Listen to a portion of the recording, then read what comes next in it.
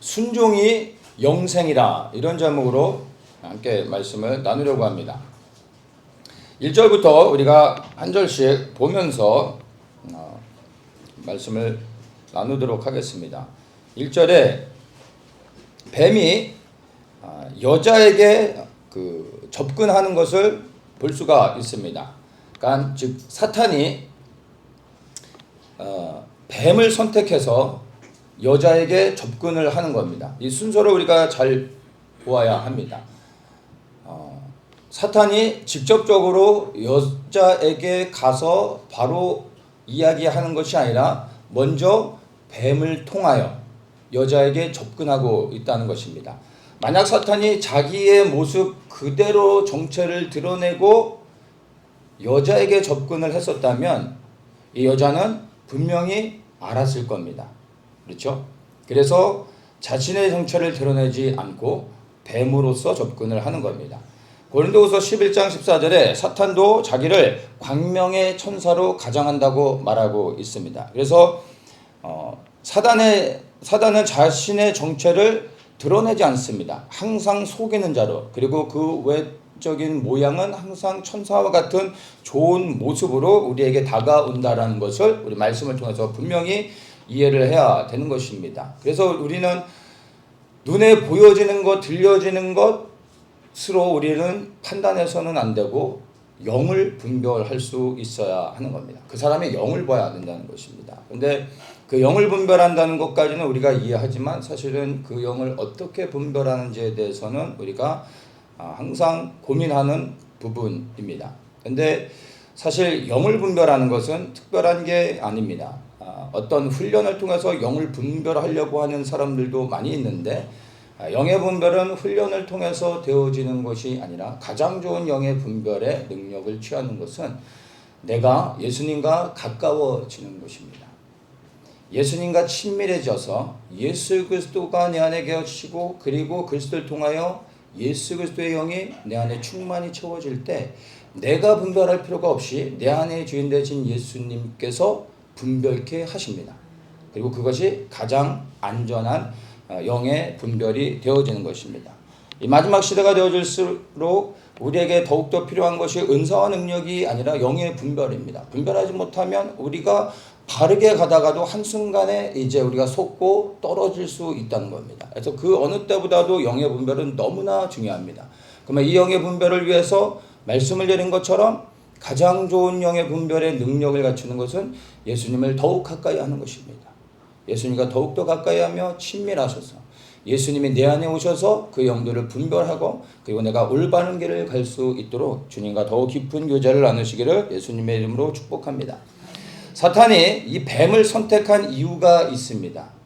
아무 생각 없이 뱀을 선택한 것이 아니라 1절에서 얘기하죠. 뱀이 가장 간교하더라. 모든 들짐승 중에서 가장 교활한 뱀을 사탄이 선택했다는 것입니다. 사탄도 아무나 선택하지 않습니다. 선택할 만한 사람을 선택하여 접근하고 그리고 그가 원하는 일을 한다는 것을 우리는 잘 기억을 해야 하는 것입니다. 교활하다라는 것은 다른 의미가 아니라 성품의 문제인 것입니다.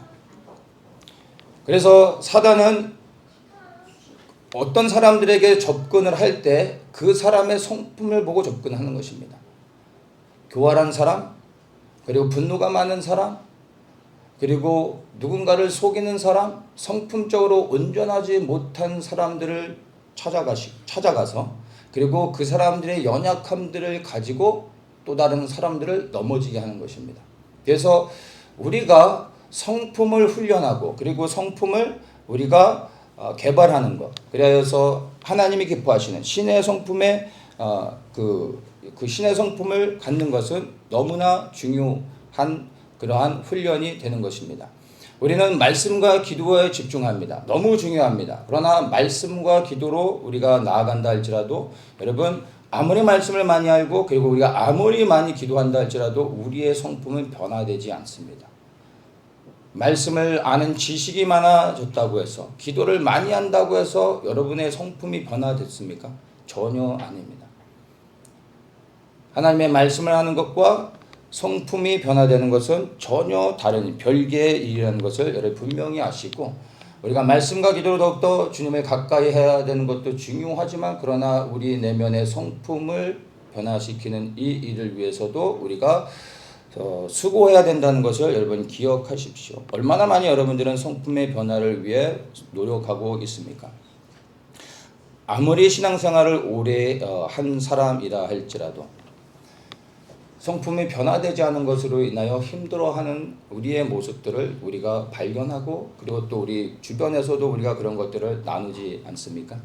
신앙의 연륜에 따라 자동적으로 우리의 성품이 변화되지 않는다는 것을 다시 한번 인식하면서, 여러분 영적 성장도 중요하지만 그것보다 더 중요한 것이 우리 개개인의 성품의 변화라는 것을 기억하며, 이 성품을 변화시키기 위해 여러분들이 더욱더 수고를 아끼지 않기를 축복합니다. 여러분, 성품은 은사와 능력을 담는 그릇이라고 말할 수 있습니다.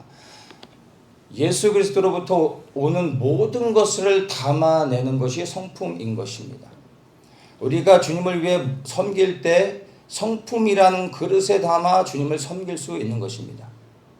근데 우리는 그 내용만을 가지고, 즉 은사와 능력을 갖는 것, 이것들에만 집중을 하며, 그리고 이것을 가지면 주님을 섬길 수 있다라고 생각하는데 그렇지 않습니다.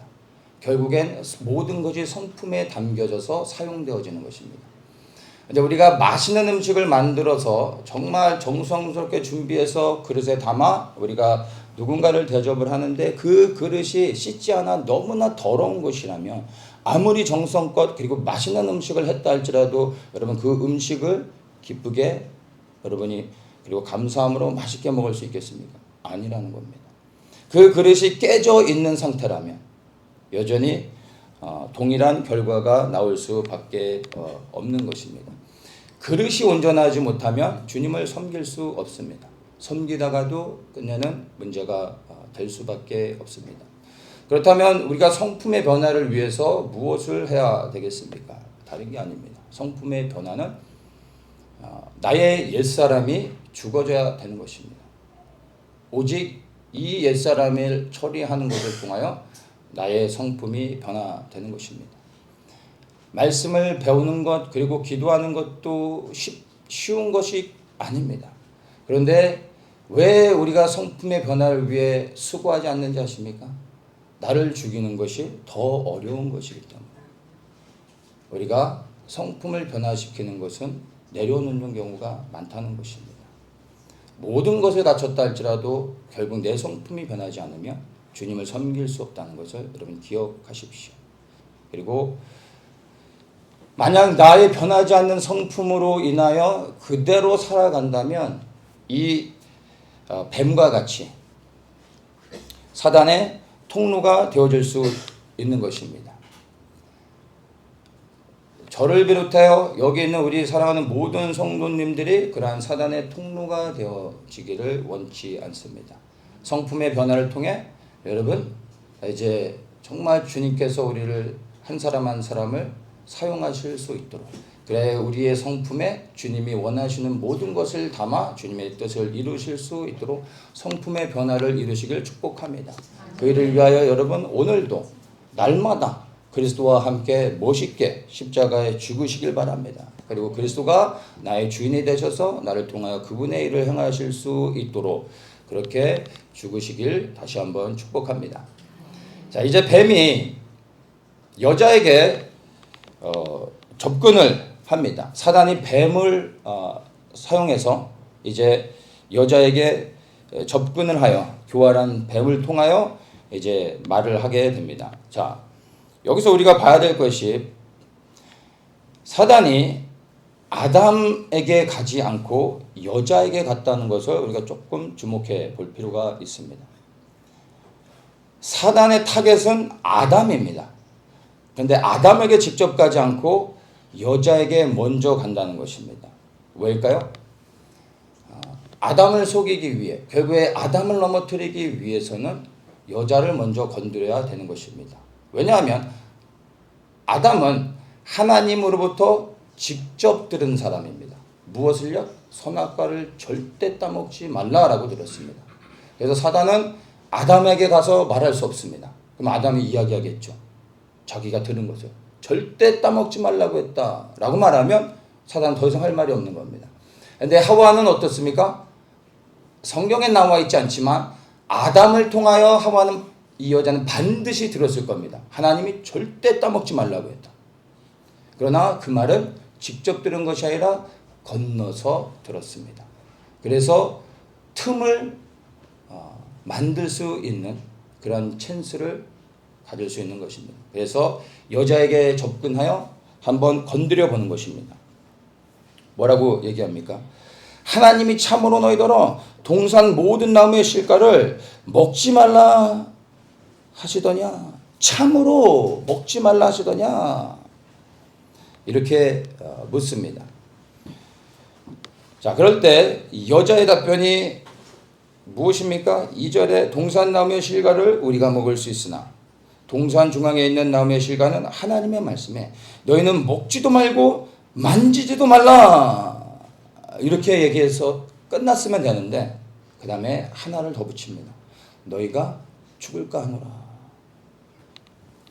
하나님이 아담에게 뭐라고 하셨습니까? 2장 17절에 선악을 알게 하는 나무의 실과는 먹지 말라. 내가 먹는 날에는 정녕 죽으리라. 반드시 죽을 것이다. 이렇게 얘기했는데 하와는 여자는 이것을 변개합니다. 너희가 죽을까 하노라. 벌써 말이 와전이 되어버립니다. 사탄은 이것에 틈을 보았습니다. 그렇죠? 그러니까 이 사탄이 이제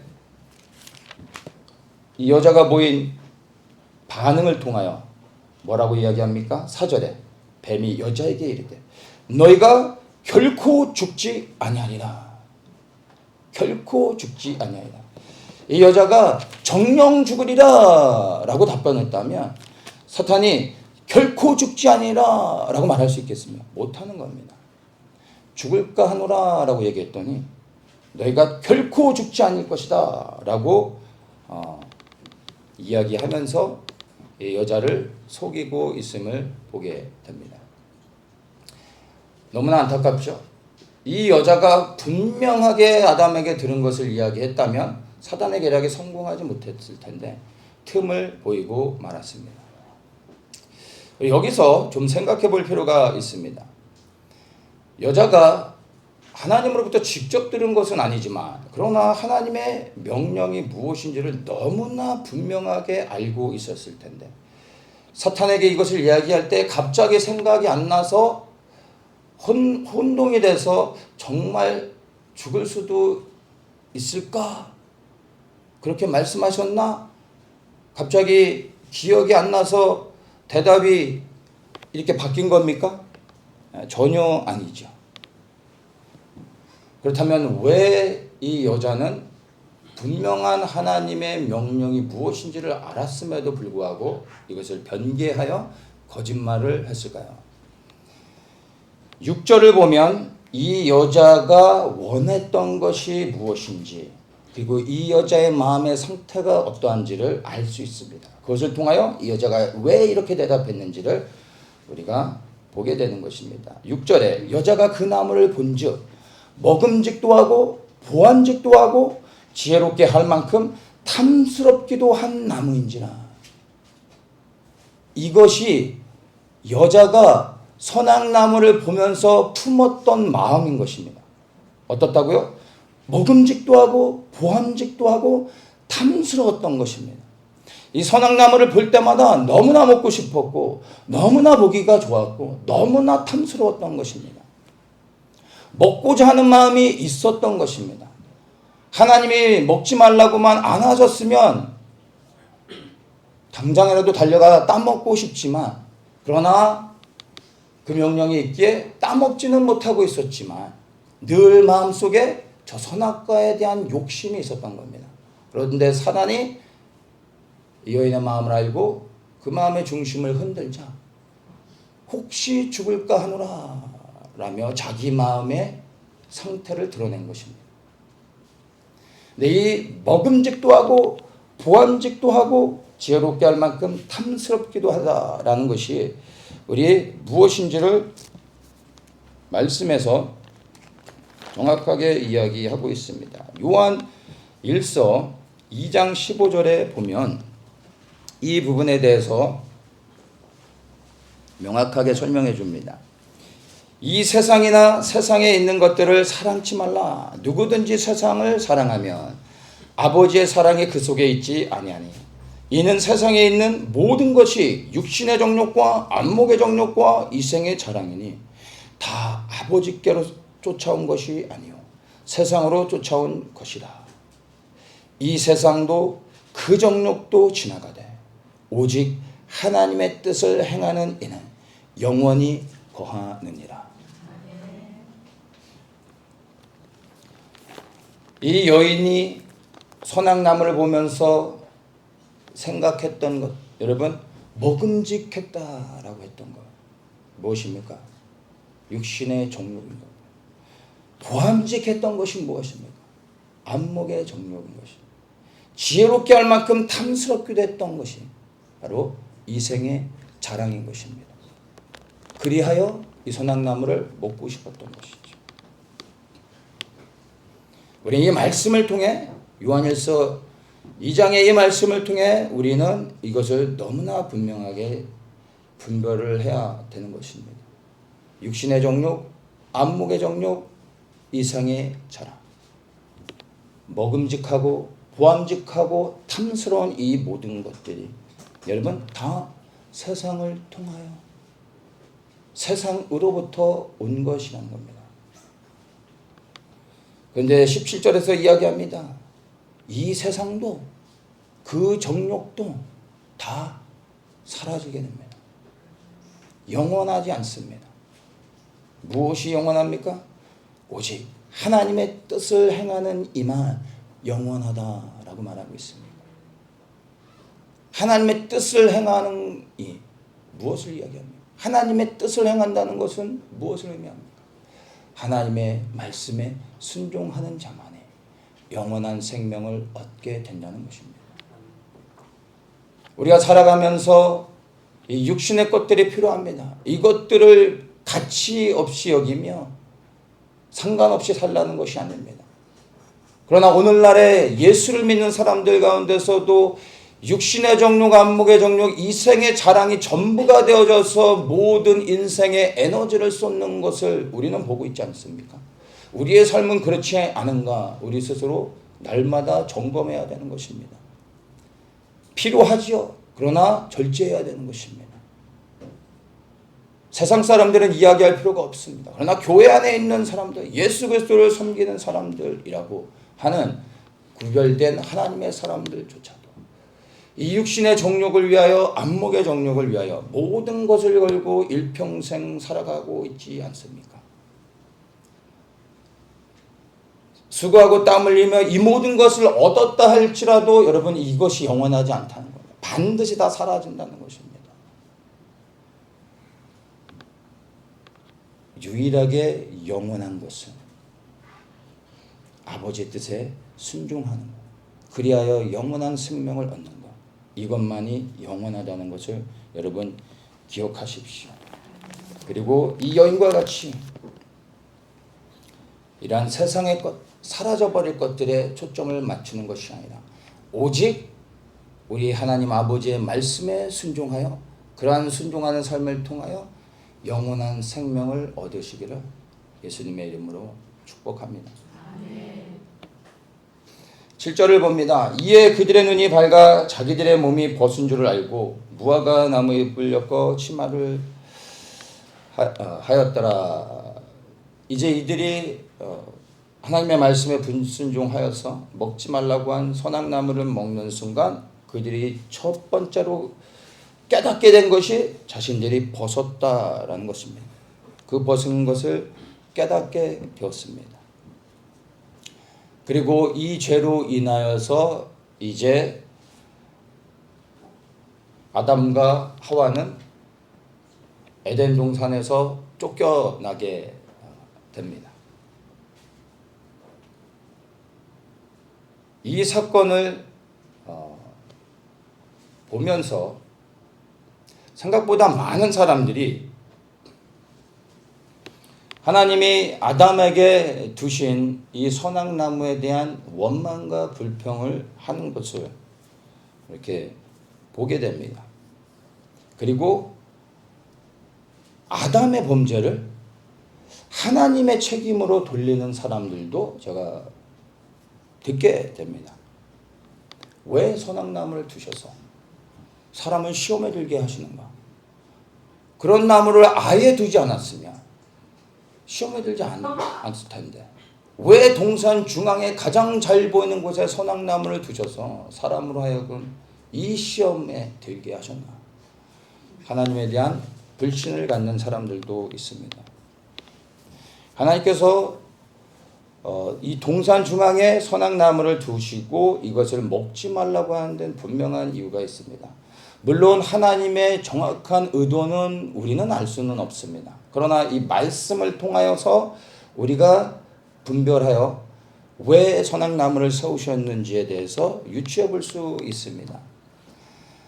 첫 번째, 선악나무를 중앙에 두시고 먹지 말라고 하신 하나님의 목적. 첫 번째는 이것입니다. 아담도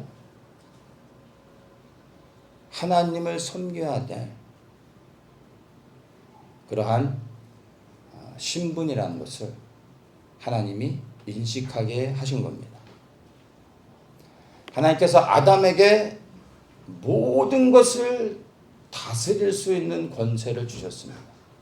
하나님의 모든 권세와 능력을 그에게 부여해 주셨습니다. 그러나 그가 왕이 아닙니다. 그도 섬겨야 할 대상이 있다는 것을 선악과를 보며 하나님을 기억해야 되는 겁니다. 마음대로 할 수 있는 것 같지만 그러나 선악나무를 볼 때 내가 왕이 아니요 나 또한 하나님의 말씀에 순종해야 돼. 피조물이라는 것을 아담은 기억해야 했던 것입니다. 두 번째 목적이 있습니다. 아담에게 영원한 생명을 주기 위해서입니다. 요한복음 17장 3절에 이렇게 말합니다. 영생은 곧 유일하신 참 하나님과 그의 보내신 자 예수 그리스도를 아는 것입니다. 예수 그리스도를 아는 것, 예수 그리스도를 믿는 것이 곧 영생을 얻는 길임을 우리는 알고 있습니다. 그래 우리는 예수님을 믿어 영원한 생명을 얻었습니다. 근데 우리는 이 믿는다는 것, 믿음으로 구원을 받아 영원한 생명을 얻게 된다는 것을 우리는 조금 더 이 말씀과 이 3장의 말씀과 연결해서 우리는 생각해 보아야 합니다. 구체적으로 믿는다는 것을 무엇을 의미할까요? 요한복음 3장 36절에 아들을 믿는 자는 영생이 있고 아들을 순종치 아니하는 자는 영생을 보지 못하고 도리어 하나님의 진노가 그 위에 머물러 있느니라. 이렇게 말합니다. 믿는 자는 영생이 있고 순종치 아니하는 자는 영생을 받지 못한다. 믿는 것과 순종을 같은 의미로 두고 말씀하고 있습니다. 우리는 예수님을 믿는다 날마다 고백합니다. 여러분 그 믿음을 이야기할 때 여러분 항상 입으로는 믿음을 말하지만 여러분의 마음에 새겨야 될 것은 순종인 것입니다. 내가 예수님을 믿고 있다면 내가 순종하고 있는 것으로 확인해야 되는 것입니다. 입술의 고백이 진정한 믿음이 아니라 삶의 행동을 통하여 예수 그리스도를 믿는 순종하는 삶이 증명이 되어져야 하는 것입니다. 여러분이 정말 믿음이 있는 사람들이라면 순종하시면 되는 것입니다. 나는 입으로 믿고 있는 자인가? 입으로 믿음을 고백하는 자인가? 삶을 통하여 순종함으로 예수님을 믿고 있는 자인가? 여러분 스스로를 점검하셔야 된다는 것입니다. 그래서 여러분들은 예수님을 믿고 있습니까? 아니면 순종하고 있습니까? 스스로에게 자문하십시오. 순종하는 자만이 영원한 생명을 얻습니다. 이것을 기억하셔야 됩니다. 그래서 하나님께서 아담에게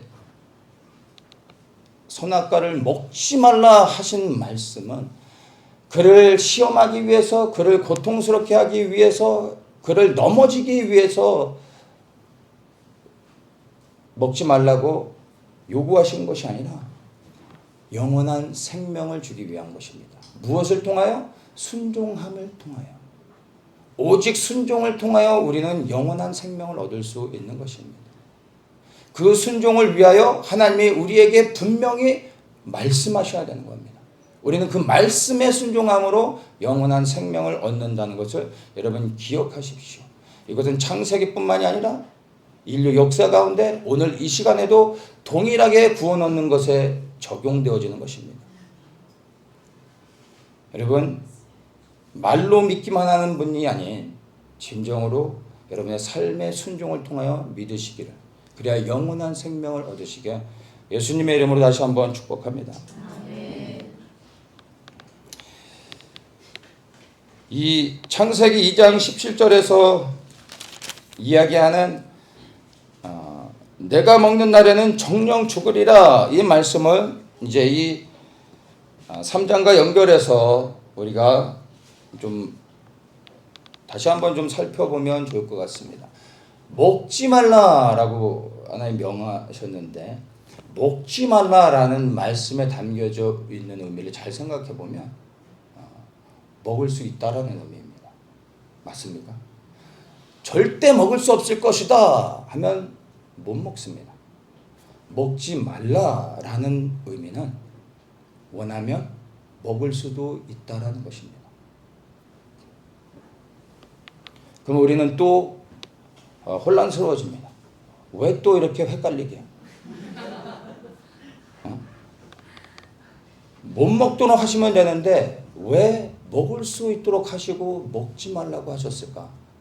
좀 전에 나눴던 동산 중앙에 선악과를 두셨던 그 목적과 연결해서 이 말씀을 생각해 볼 필요가 있습니다. 이것은 하나님께서 아담에게 자유의지를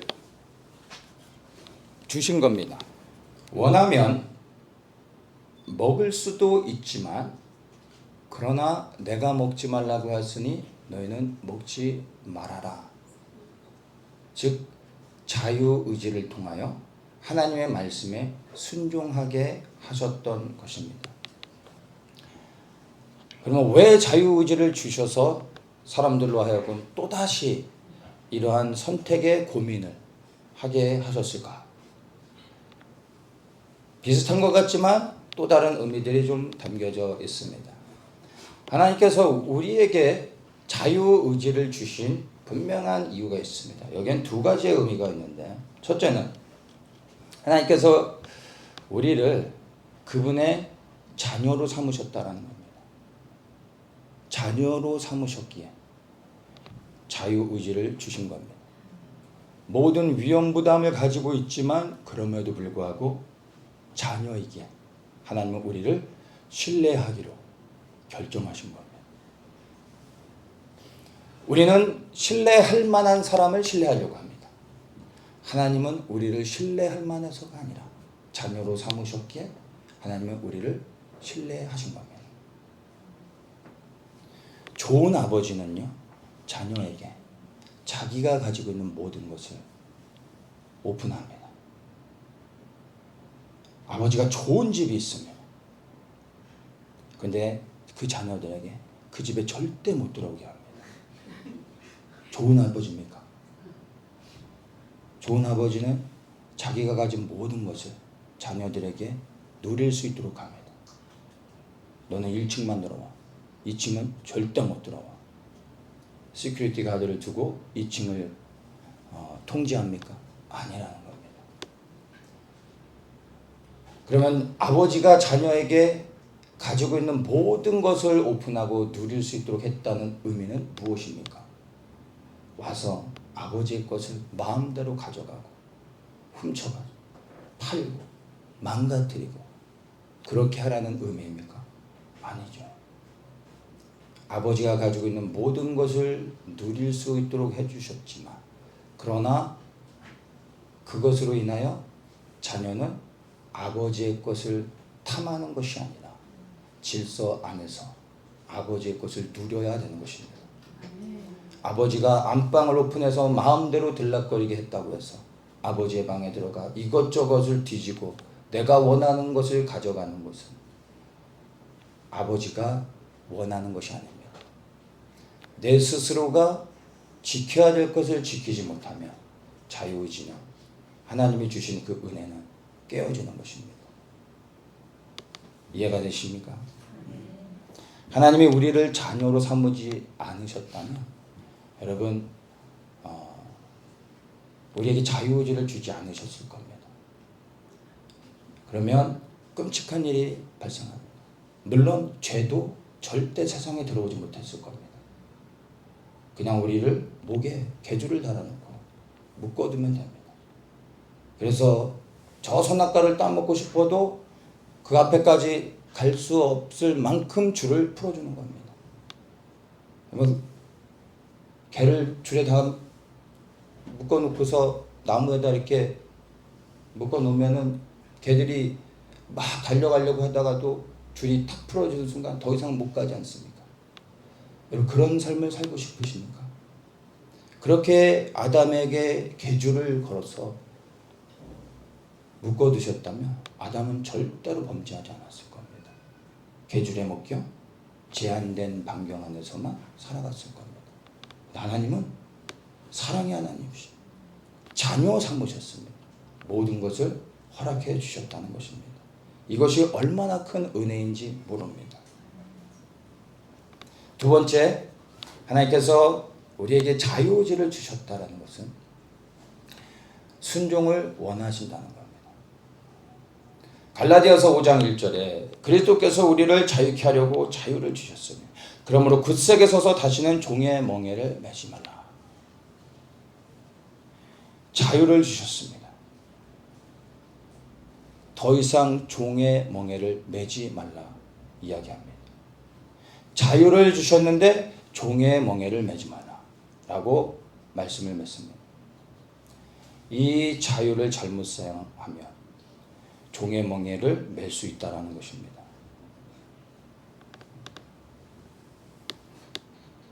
그렇다면 이 종의 멍에가 무엇일까요? 로마서 6장 16절에 너희 자신을 종으로 들여 누구에게 순종하든지 그 순종함을 받는 자의 종이 되는 줄을 너희가 알지 못하느냐? 혹은 죄의 종으로 사망에 이르고 혹은 순종의 종으로 의에 이르느니라. 이해되십니까? 우리에게 자유의지를 주신 하나님의 의도, 우리에게 주신 자유를 가지고 하나님은 우리가 우리의 온전한 선택을 통하여 하나님의 말씀에 순종하기를 원하시는 겁니다. 그런데 그렇게 순종하지 않을 때 무슨 일이 일어납니까? 우리가 누구에게 순종하든지 그 순종하는 자의 종이 되는 것입니다.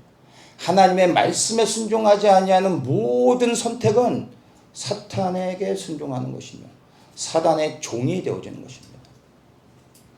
오직 하나님 아버지의 뜻에 순종하는 자만이 순종의 열매를 통하여 의의 열매를 맺고 영원한 생명을 얻게 되어지는 것입니다. 하나님이 우리에게 자유의지를 주신 것은 우리가 원하는 대로 그 자유를 가지고 마음대로 육신의 정욕을 위하여 이생의 자랑을 위하여 살아가라고 하신 것이 아니라 오직 예수 그리스도의 말씀에 순종함으로 영생을 얻게 하기 위해서 우리에게 순종을 요구하시는 겁니다. 그 순종을 통해 생명을 얻게 하기 위하여 자유의지를 주셨다는 것을 기억하며 예수 그리스도를 믿어 이제 자유의 몸이 되어진 우리 모든 사람들이 더욱더 이제 우리의 섬길 예수 그리스도에게 초점을 맞추며 우리의 삶을 들여 순종해야 된다는 것을 여러분 기억하시기를 축복합니다. 아멘. 예수님을 믿고 있습니까? 그렇다면 여러분 이제 예수님의 말씀에 순종하십시오. 영원한 생명을 얻기 원하십니까? 유일한 길은 예수 그리스도의 뜻에 순종하는 것입니다. 오직 순종만이 영원한 생명을 얻는 유일한 길임을 기억하시고 순종을 통하여 여러분 우리가 그렇게 원하는 영원한 생명을 얻어 그리스도와 함께 하나님의 나라에서 영원토록 살기를 축복합니다. 이제 14절부터 해서 19절까지 보면은 아담의 불순종으로 인하여 하나님의 관계가 깨어지고, 그리고 이제 하나님께서 그들의 죄로 인하여 하나님께서 징계를 내리시는 것을 우리가 이 말씀을 통해 봅니다. 그래서 14절부터 쭉 이제 그것에 대해서 설명을 해주는데, 먼저 우리가 봐야 될 것이 아담의 불순종으로 인하여서 하나님과 아담, 즉 하나님과 사람의 관계가 깨어졌습니다. 그러나 우리가 여기서 자세히 보아야 되는데, 아담의 불순종을 통하여 하나님과 아담의 관계만 깨어진 것이 아니라 아담과 하와의 관계도 깨어졌습니다. 즉 사람과 사람의 관계도 깨어졌다는 것입니다. 그리고 사람과 자연의 관계도 깨어졌습니다. 모든 관계가 깨어졌습니다. 무엇을 통하여? 아담의 불순종을 통하여 모든 관계가 깨어졌습니다. 창조의 질서가 깨어진 것입니다. 그리하여 지금 우리가 살아가는 이 세상은 온전하지 못합니다. 하나님과의 관계가 깨어진 상태로 살아가고 있는 것입니다. 여러분 아십니까? 우리 사람을 빼고 하나님이 창조하신 모든 피조물들은 이 깨어진 하나님과의 관계가 회복되어지기를 간절히 원하고 있습니다. 로마서 8장 19절에 보면 피조물에 고대하는 바는 하나님의 아들들에 나타나는 것이니 이렇게 말합니다.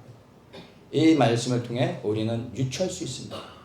세상의 모든 피조물들이 하나님과의 깨어진 관계가 속히 회복되어지기를 간절히 원하고 있다는 것입니다. 세상의 모든 피조물들이 하나님과의 관계가 회복되어지길 원하고 있는데, 정작 하나님과 온전한 관계를 가져야 돼, 회복되어져야 될 우리 사람은 정말 이 회복을 위하여 소망하고 있는가? 나 자신 한번 돌아보면 좋겠습니다.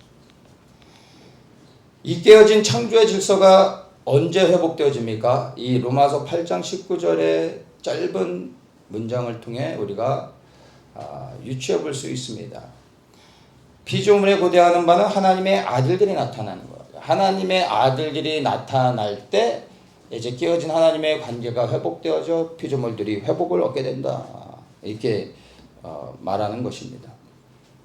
그럼 하나님의 아들들이 누구일까? 하나님의 아들이 나타나면 회복되는 겁니다.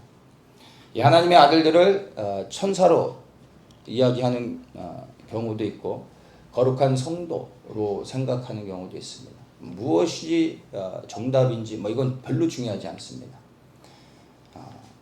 하나님의 아들들, 천사로 우리가 해석할 수도 있고 거룩한 성도로 해석해도 전혀 문제가 되지 않습니다. 근데 그거보다 더 중요한 거, 하나님의 아들, 그게 천사이든 거룩한 성도든 그들이 이 하나님의 아들들이 나타날 때 세상이 회복되어진다는 것입니다. 그런데 예수님이 재림하실 때 누구와 함께 오십니까? 천사들과 함께 오십니다. 그리고 예수님이 재림하실 때 첫째 부활, 성도의 거룩한 부활이 있습니다. 그들이 그리스도와 함께 이 땅에 와서 천년왕국을 통치하게 되어지는 겁니다. 그러면 하나님의 아들들이 누구냐가 중요한 것이 아니라 그가 누구이든 간에 그리스도의 재림이 핵심이라는 겁니다. 예수 그리스도의 재림을 통하여 천사들도 오게 되고 거룩한 성도들도 회복되어지며 그들을 통하여 이 땅에 온전한 회복의 역사가 있게 된다는 것입니다. 그렇다면 진정한 이 땅의 회복은 언제 이루어지는 것입니까? 예수 그리스도의 재림을 통하여 이루어지는 겁니다.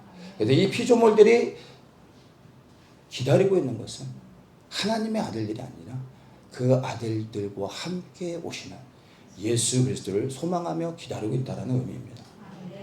여러분들은 예수 그리스도에 대한 이러한 소망이 있습니까? 다른 피조물들은 다 예수의 재림을 소망하며 기다리고 있는데 정작 예수님을 사모하며 기다려야 될 우리 하나님의 자녀들은 과연 매일의 삶 속에서 그리스도의 재림이 소망이 되어지며 간절한 기도인지 여러분 생각해 보시기 바랍니다. 그리고 예수님의 재림에 대한 소망이 바로 이 땅에 회복되어져야 될 하나님의 나라, 그리고 회복되어져야 될 모든 하나님과의 관계, 이것을 생각하며 그 회복을 위하여 기도하고 그 회복을 소망하며 그리스도를 기다리시기를 축복합니다. 하나님께서 이제 이 14절부터 19절을 보면 범죄한, 즉 죄를 지은 자들에게 징계를 내리시는 것을 봅니다. 뱀에게, 그리고 여자에게, 아담에게 징계를 내리십니다. 뱀은 그래서 어떤 징계를 받습니까? 배로 다니게 합니다. 여자는 잉태하는 고통을 갖게 합니다. 아담은 수고하여 땀 흘리는 고통을 갖게 합니다.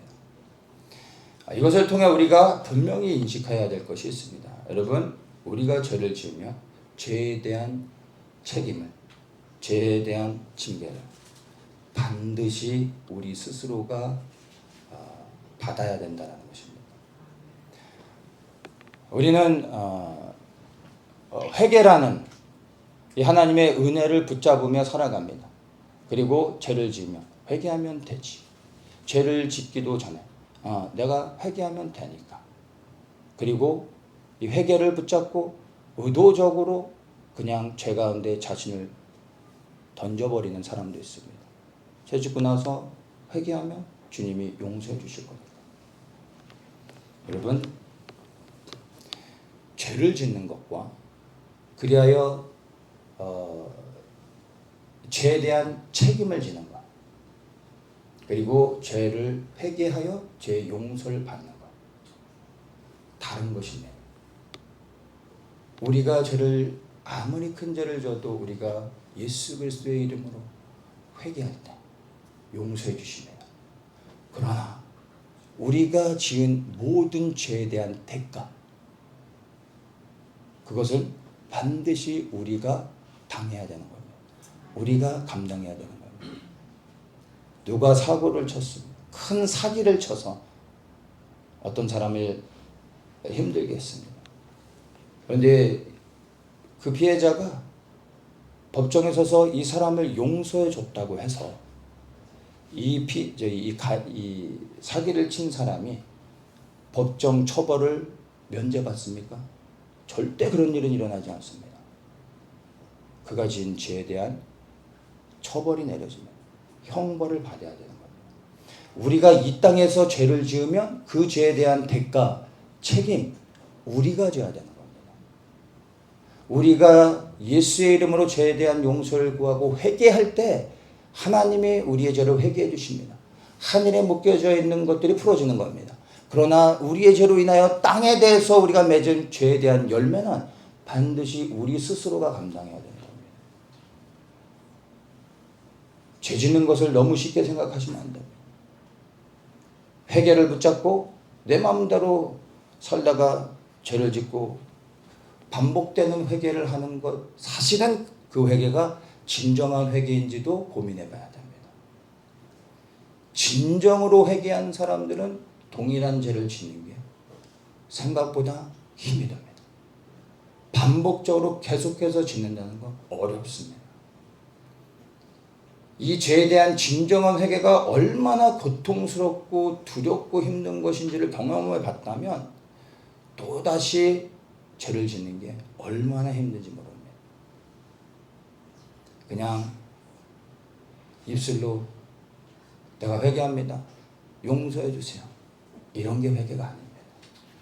진정한 마음의 중심에서 내 영이 하는 회개를 하면 또다시 죄를 짓는 게 너무나 두렵습니다. 다시 이 죄를 회개할 때 주님이 용서해 주실 것이지만, 그러나 그 회개를 하기 위해 얼마나 내 영이 고통스러운지를 경험해 본다면 여러분, 결코 죄를 짓는 것을 쉽게 생각할 수 없습니다. 반드시 기억하십시오. 죄에 대한 징계는 실제입니다. 그것은 우리가 감당해야 될 것입니다. 그래서 죄를 짓는 것을 여러분 두려워하시기 바랍니다. 하나님께서 징계를 하시는데 우리가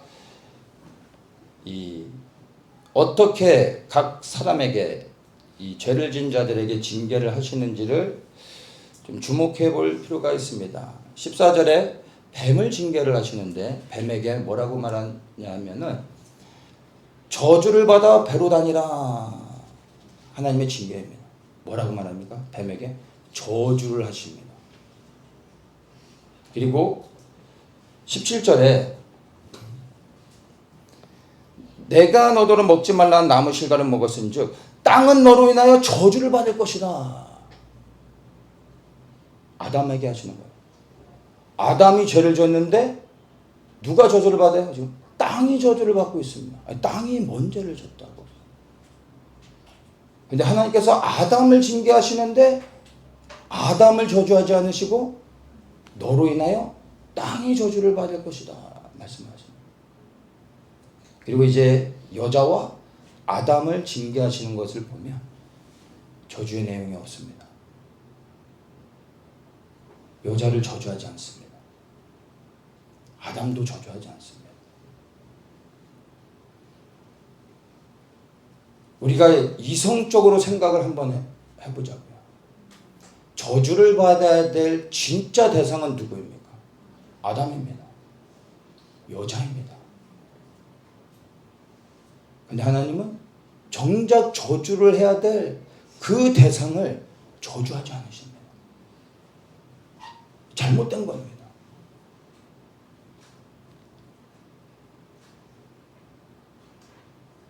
그 여자와 아담에게는 저주가 아니고 수고하고 땀 흘리고 아이를 낳는 해산의 고통을 갖게 하십니다.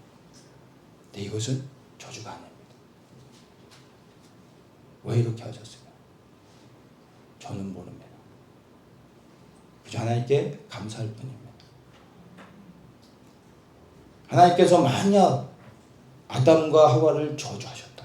아니, 그분은 저주하셔도 됩니다. 그분의 저주는 합당한 겁니다. 과연 하나님의 저주를 받고 아담과 하와 그의 후손들이 온전할 수 있었을까? 저주가 너무나 마땅함에도 불구하고 하나님은 사랑하는 자녀된 아담과 하와를 저주하지 않으신다는 겁니다. 저는 이것을 하나님의 은혜로밖에 해석할 길이 없습니다. 하나 이거 잘못하셨습니다 라고 따질 수도 없습니다.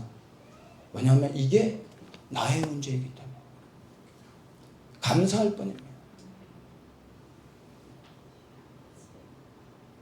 하나님의 자녀로 삼으셨기 때문에 하나님이 이러한 은혜를 주시지 않았나 감사할 뿐입니다. 그리고 이 하나님의 은혜 우리가 정말로 감사하는 자들 되기 원합니다. 일평생 이 하나님의 은혜를 기억하며 살기를 원합니다. 이제 15절에 이 여자의 후손과 뱀의 후손에 대한 이제 이야기가 나옵니다. 여자의 후손은 첫째 예수님을 의미합니다. 뱀은 이제 사탄을 의미하죠. 그리고 뱀의 후손은 다른 것이 아니라 바로 사탄을 따르는 사람들, 적그리스도에 속한 사람들 이렇게 말할 수 있습니다. 그래서 이 마지막 때 이제 예수 그리스도 어린 양 예수님을 따르는 사람들과 적그리스도를 따르는 사람들로 명확하게 나눠지게 될 것입니다. 우리는 그러한 시대에 살아가고 있습니다. 그리고 이제 여자의 후손은 내 머리를 상하게 하고 너는 그 발꿈치를 상하게 할 것이다. 이렇게 말합니다. 여자의 후손과 뱀, 즉 사탄의 관계를 이야기해 줍니다. 너는 그의 발꿈치를 상하게 할 것이다. 바로 여자의 후손 예수 그리스도의 발꿈치를 상하게 할 것이다. 이것을 이야기하죠. 이것은 십자가 사건을 의미하는 것입니다. 그리고 내 머리를 상하게 할 것이다. 여자의 후손 예수 그리스도가 사단의 머리를 상하게 할 것이다. 머리를 상하게 한다는 것은 치명상을 입힌다는 겁니다. 그러나 죽는다고 말하진 않습니다. 아주 치명적인 상처를 입히게 될 것이다 라고 말합니다. 이것은 예수님께서 죽으셨지만 무덤에서 부활하심으로 사망 권세를 깨뜨리시는 것을 의미하는 겁니다. 사단이 가지고 있는 이 땅의 가장 강력한 권세, 죽음입니다. 근데 예수님이 죽으시고 부활하심으로 말미암아 사단의 권세를 깨뜨리셨습니다. 그의 머리를 깨뜨리신 겁니다. 그리고 주님께서 다시 오실 때 이 사단을 영원한 불못에 멸하실 것입니다. 그래서 이미 2000년 전에 예수님께서 사단의 머리를 깨셨음을 우리는 분명히 기억을 해야 되는 것입니다. 또한 여자의 후손은 첫째로는 예수님을 의미하지만 또한 예수 그리스도를 따르는 모든 그리스도인들을 이야기하고 있는 것도 우리가 생각해야 됩니다. 로마서 16장 20절에 보면 평강의 하나님께서 속히 사탄을 너희 발 앞에 발 아래서 상하게 하시리라. 누구로 말합니까? 바로 성도들을 향하여 말하고 있는 것입니다. 너희 발 아래 상하게 하시리라. 여러분, 우리는 그리스도께 속함으로 인하여 사탄과 원수가 되어졌습니다. 우리는 이제 그리스도께 속한 자들로서 사단의 머리를 상하게 하는 자들이 되어야 하는 것입니다. 물론 이 사단의 머리를 예수님이 상하게 하셨지만 이 말씀을 볼 때 우리 또한 이제 사단의 머리를 상하게 하는 자들이 되어야 한다고 분명히 이야기하고 있습니다. 여러분, 사단의 종이 돼서는 안 됩니다. 그의 머리를 상하게 하는 자가 되십시오. 여러분의 매일의 삶 속에서 정말 이 사단과의 전쟁을 통하여 그의 머리를 상하게 하는 자, 그래야 로마서 16장 20절의 말씀을 성취하는 자가 되시기를 예수님의 이름으로 축복합니다. 이미 창세기 시작에서 인류의 역사가 어떻게 진행되어질 것인지를 인간의 범죄 이후로부터도 분명하게 이 죄 가운데서도 말씀해 주고 있는 것입니다. 사단이 아담을 속여서 그가 승리한 것처럼 보이지만 그러나 하나님이 그들을 징계하는 가운데서도 사단은 이미 패하였음을 창세기 13장 15절에서 너무나 명확하게 말씀해 주고 있는 것입니다. 다시 한번 여러분 기억하십시오. 이 창세기 3장 15절의 말씀은 예수님께서 십자가에서 부활하심으로 말미암아 성취되어졌습니다. 사단의 머리를 깨셨습니다. 그렇다면 다시 오셔서 사단을 영원한 불못에 던지실 것을 우리는 분명히 믿어야 되는 겁니다. 그리스도의 이기신 승리 위에 우리가 설 때, 그리고 그 믿음으로 우리가 말씀에 순종하며 살아가게 되면 우리 또한 사단의 머리를 상하게 하는 자가 되어질 것입니다. 그래서 우리는 예수 그리스도에게 순종함으로 그리스도를 통하여 이기는 싸움을 하고 있다는 것을 기억하며 그리고 끝까지 흔들림 없이 주님의 그 부르심 가운데 순종하며 살아야 할 것입니다. 이제 20절에 보면 아담이 그 아내의 이름을 지어주는 것을 보게 됩니다. 그 이름을 하와라 이렇게 이야기합니다. 이 하와의 이름을 지어주는 요 시점을 우리가 좀 살펴봐야 되는데 아담이 모든 동물들의 이름을 지어줬습니다. 그리고 난 후에 여자를 통하여 아담이 함께 범죄하고 났습니다. 이 하나님에게 불순종한 사건 이후에 아담이 여자의 이름을 하와로 지어줬다는 것입니다. 죄를 짓기 전에 지어준 것이 아니라 죄를 짓고 난 후에 하와라고 이름을 지었다는 것을 우리가 생각해야 되는 것입니다. 이 하와라는 의미는 첫 번째 여자, 아담이 사람이라는 의미이고 또한 첫 번째 사람이라는 의미가 있죠. 그래서 하와도 첫 번째 의미는 첫 번째 여자라는 의미를 갖고 있습니다. 그런데 이 하와라는 의미 안에 또 담겨져 있는 것이 생명이라는 의미입니다. 그리고 이야기를 하죠. 이름을 하와라 이름하면서 그는 모든 산자의 어미가 됨이라 이렇게 말하면서 그 하와의 의미가 무엇인지를 이야기해 줍니다. 모든 살아있는 자들의 어머니다 이야기합니다. She was the mother of all living, 살아있는 모든 사람들의 어머니다 이렇게 얘기합니다. 아담의 불순종을 통하여 죄로 인하여 흙으로 돌아가게 된다고 말씀하셨습니다. 이게 사람에게 내린 징계입니다. 그런데 아담은 하와의 이름을 생명이라고 지었다는 것입니다. 어떻게 모든 산자의 어머니가 될 수 있습니까? 하나님의 징계를 받아 이제 그에게 사망이 임하였는데 어떻게 산자의 어머니가 될 수 있습니까? 가만히 보면 하나님께서 하와에게 내리신 징계가 무엇인지를 보면 우리가 그것을 알 수 있습니다. 하나님께서 하와에게 주신 징계는 다름 아닌 출산이었습니다. 출산은 생명을 낳는 것입니다. 출산을 통하여 생명이 흘러가게 하는 것입니다. 그 생명이 계속해서 살 수 있도록 하시는 것입니다. 아담과 하와가 죄로 인하여 그들에게 죽음이 임하였지만 출산을 통하여 하나님의 생명의 역사가 여전히 흘러가게 하셨다는 것입니다. 그래서 그 출산을 통하여 여자의 후손으로 오셔야 될 예수 그리스도 또한 하나님의 거룩한 자녀들, 거룩한 성도들이 준비되게 하신 겁니다. 모든 산자의 어머니가 되게 하시는 축복을 주신 겁니다. 우리가 예수님의 생명을 가지고 있다면 우리는 날마다 영적인 출산을 해야 되는 것입니다. 생명이 있는 자는 반드시 출산하게 되어져 있습니다. 우리는 매일의 삶 속에서 영적인 출산을, 즉 나를 통하여 예수 그리스도의 생명이 흘러가게 해야 되는 것입니다. 내 안에 예수의 생명이 채워져 그리고 그 생명이 흘러가고 있는지 여러분의 삶을 점검하십시오. 예수님의 생명을 흘려보내시기를 축복합니다.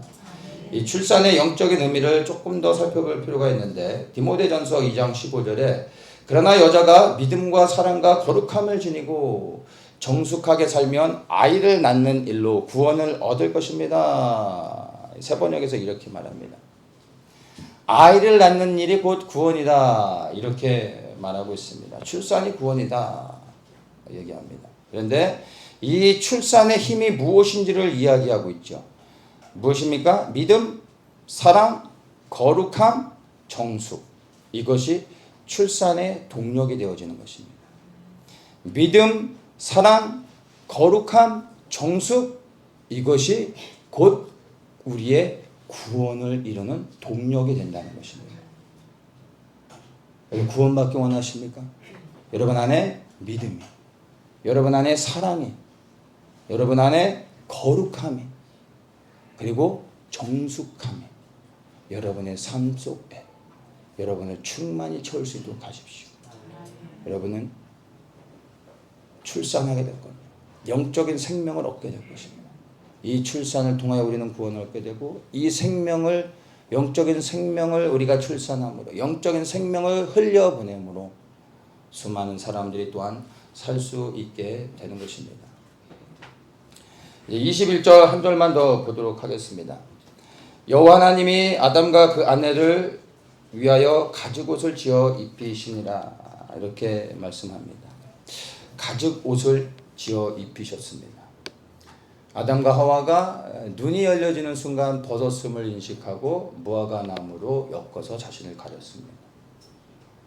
그들이 가린 그들의 이 벗은 나체는, 벗은 몸은 그들의 죄를 의미하는 것입니다. 그런데 여러분, 무화과 나무의 잎으로 가리는 것은 온전할 수 없습니다. 그래서 하나님께서 비록 아담과 하와가 하나님께 불순종함으로 에덴 동산에서 쫓겨날 수밖에 없었지만 그들을 내보내시기 전에 가죽옷을 지어 입혀주셨다는 겁니다. 그런데 가죽옷을 지어 입히셨다는 것은 무엇을 의미합니까? 동물을 죽이셨다는 겁니다. 희생하시고 그 희생의 제물로 그들의 부끄러움을, 그들의 죄를 가려주셨다는 것입니다. 이 가죽옷은 우리의 어린 양 대신 예수 그리스도의 희생을 예표하는 것입니다. 이미 창세기 때부터 그리스도가 이 땅에 오셔서 범죄하여 죄 가운데 있는 하나님의 자녀들을 용서해 주시고 이들을 구원해 주실 것을 예표하고 계십니다. 하나님이 작정하셨다는 거예요. 얼마나 놀랍습니까?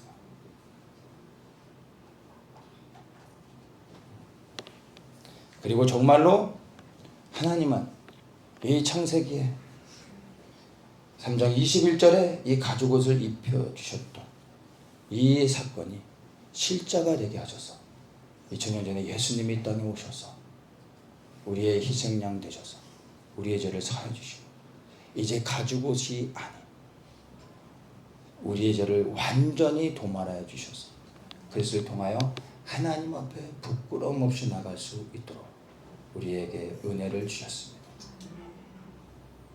하나님이 계획하셨고 예수님은 그 하나님의 계획에 온전한 순종을 하셨습니다. 하나님이 계획하셨어도 예수님이 순종하지 않으셨다. 우리는 구원받을 수 없었습니다. 예수님이 아버지의 뜻에 죽기까지 순종하셨다는 겁니다. 그 순종을 통하여 우리가 구원을 받았음을 기억하십시오. 이제는 하나님을 위하여 우리의 순종을 보여줄 때가 되었습니다.